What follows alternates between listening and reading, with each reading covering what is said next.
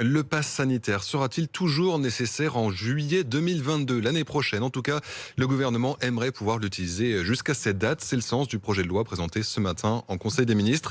Une perspective qui irrite fortement l'opposition. Paul Barcelone et Marlene Notman.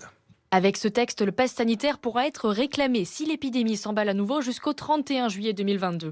Un délai beaucoup trop long selon Damien Abad. Le président du groupe Les Républicains à l'Assemblée nationale reproche à l'exécutif d'enjamber l'élection présidentielle. Moi, je suis pour le pass sanitaire. Il n'est pas normal que le gouvernement dise jusqu'en juillet 2022, fermez les yeux, on veut un blanc-seing. Il n'y aura pas de blanc-seing de notre part. Nous demandons au gouvernement qu'au mois de février, il y ait une clause de revoyure pour voir la situation sanitaire, comment elle a évolué. Une clause de revoyure fixée en février, réclame l'opposition. Mais en pleine campagne présidentielle, débattre de la santé des Français n'aurait aucun sens, s'agace un député marcheur.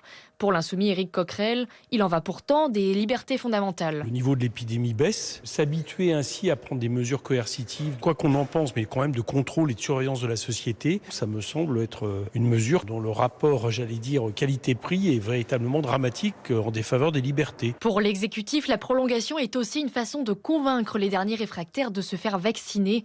Un soutien du président alerte quand même. Il ne faudrait pas que le pass sanitaire devienne une balle de ping-pong politique pendant la campagne.